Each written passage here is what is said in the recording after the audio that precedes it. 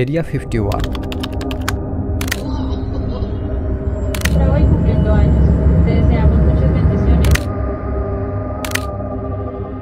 পৃথিবীর সবচেয়ে গোপন এবং রহস্যময় স্থানগুলোর মধ্যে একটি। What's going on up there could be the most important event in history. এটি শুধু একটি সামরিক ঘাঁটি নয়, এটি এক অজানা রহস্যের কেন্দ্র, যেখানে মানুষের কল্পনা আর সরকারের গোপনীয়তা একসাথে মিলিত হয়েছে। You're talking about physical contact and proof from another system, another planet, another intelligence. That's got to be the biggest event in history, period. বহু বছর ধরেই এই স্থান নিয়ে পৃথিবী জুড়ে নানা কল্পনা, তত্ত্ব এবং গুজব ঘুরে বেড়াচ্ছে। এলিয়েন, ইউএফও এবং পরমাণু অস্ত্রের পরীক্ষা।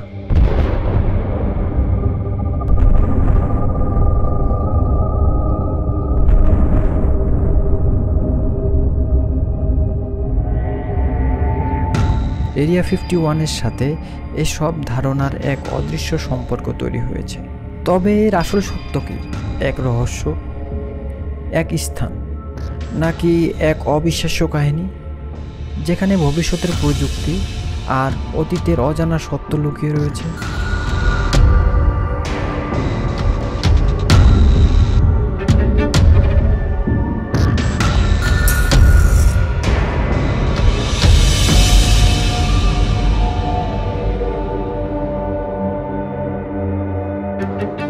সবকিছু শুরুটা হয়েছিল 1947 সালে। দ্বিতীয় বিশ্বযুদ্ধ শেষ, কিন্তু নতুন একটি শীতল যুদ্ধের ছায়া নেমে আসছে বিশ্বে। আর ঠিক তখনই আকাশে যেন অজানা কিছু ভরে উঠল। 24শে জুন পাইলট কেনেথ আর্নল্ড তার যুদ্ধবিমান নিয়ে উড়ছিলেন।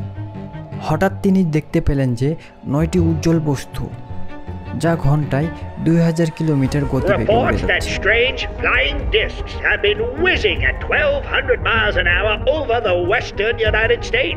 তিনি এদের বর্ণনা দিলেন উড়ন্ত ডিস্ক বা ফ্লাইং সসার হিসাবে।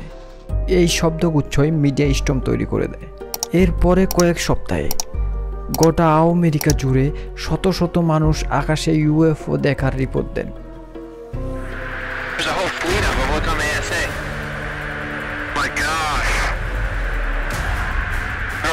Against the wind. The wind's 120 knots to the west. Dude. তবে একটি প্যাটার্ন দেখা যায়। এই দর্শনগুলো বেশিরভাগই হয়েছিল পরমাণু অস্ত্রের টেস্টিং সাইট বা গবেষণা কেন্দ্রের কাছাকাছি। তারপরে এলো সেই ঘটনা যা ইউএফও লারকে চিরকাল ডিফাইন করে দিয়েছে। রোজওয়েলের নির্জন মরুভূমিতে ঘটে এক অদ্ভুত ঘটনা। খামারি ম্যাক ব্রাজেল তার ভেড়ার মাঠে দেখে এক অদ্ভুত ধ্বংসাবশেষ। ঝকঝকে ফয়েল, রাবারের ফিতা, চকচকে কাগজ আর কাঠের টুকরো, অত্যন্ত হালকা কিন্তু অবিশ্বাস্যভাবে শক্ত। ভাঁজ করলে আবার আগের আকৃতিতে ফিরে আসে। ব্রাজেলের মনে প্রশ্ন, এগুলো কি পৃথিবীর জিনিস? অদ্ভুত এই ধ্বংসাবশেষের সংবাদ দ্রুত সংবাদ মাধ্যমে পৌঁছায়। রোজওয়েল আর্মি এয়ারফিল্ড একটি প্রেস রিলিজ জারি করে।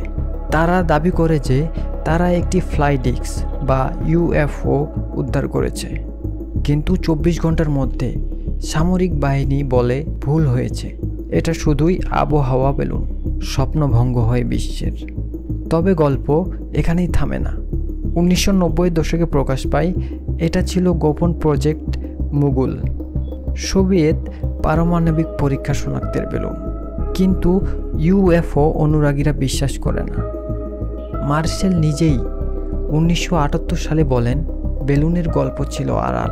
কেউ কেউ দাবি করেন এলিয়েনের দেহাবশেষ বা উন্নত প্রযুক্তি পাওয়া গেছে। আজও রোজওয়েল ইউএফওর জন্য বিখ্যাত। সত্যটা কি? এলিয়েন যান নাকি সেনার গোপন পরীক্ষা? এই রহস্য এখনও সবার মনে প্রশ্ন জাগায়। গণমাধ্যমের আগ্রহ দ্রুত মিলিয়ে গেল, কিন্তু সিডি ইতিহাসের মধ্যে বপন হয়ে গেছিল।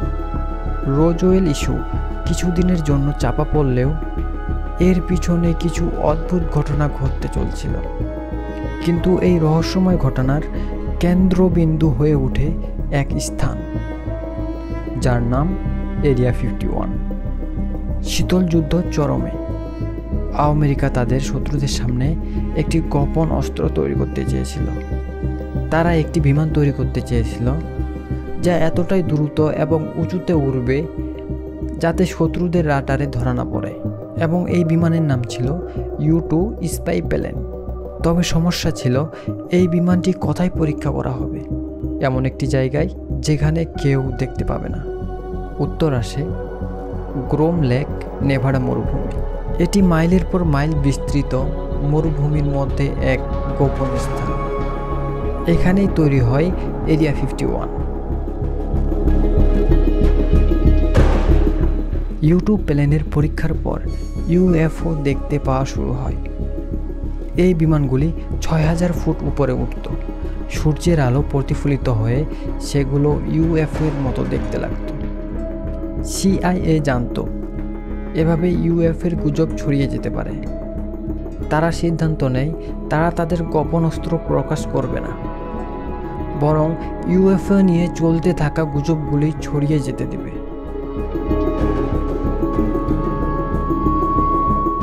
U-2 বিমানের সফলতার পর এরিয়া 51 আরও সাহসী হয়ে ওঠে।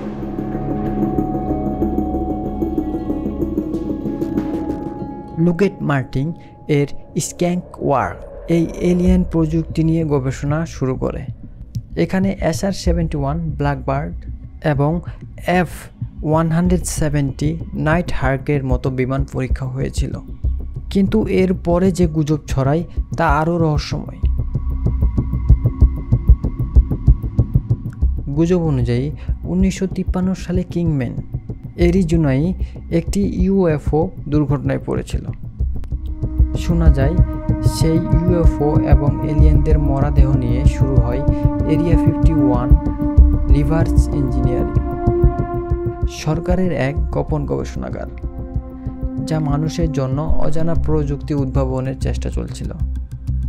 চলুন আর একটু সামনে যাওয়া যাক। 1957 সাল একটি আরও অদ্ভুত গল্প ছড়িয়ে পড়ে।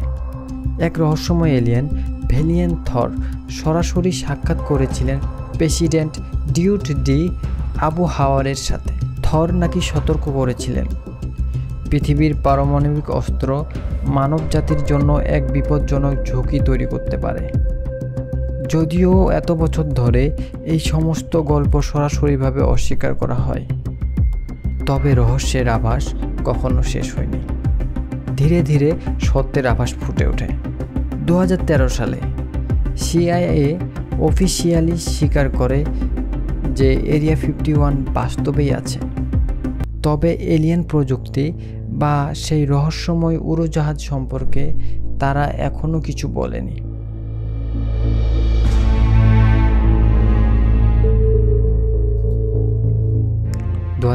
সাল হঠাৎ সোশ্যাল মিডিয়ায় ছড়িয়ে পড়ে এক অদ্ভুত ডাক, storm area 51, they can not stop all of US। এটি ফেসবুক ইভেন্ট, শুনতে নিছক মজা, কিন্তু মুহূর্তেই ভাইরাল। মাত্র কয়েকদিনের মধ্যেই অংশগ্রহণের ঘোষণা দেয় 2 মিলিয়নেরও বেশি মানুষ। এরিয়া 51-এর গোপন রহস্য ভাঙতে হবে। কেউ কেউ দাবি করল এভাবেই ধরা যাবে সরকারের লুকানো এরিয়ার রহস্য। বিশ্ব মিডিয়ার দৃষ্টি পড়ল এই ইভেন্টে। শুরু হলো বিতর্ক, কৌতূহল, আবার আতঙ্ক। সত্যি কি লক্ষ মানুষ মরুভূমির পথে নামবে? শেষ পর্যন্ত তা এক বিশাল আয়োজন নয়, বরং উৎসবমুখর সমাবেশে গিয়ে দাঁড়ায়। সঙ্গীত, কসপ্লে আর এলিয়েনের থিমে পার্টি।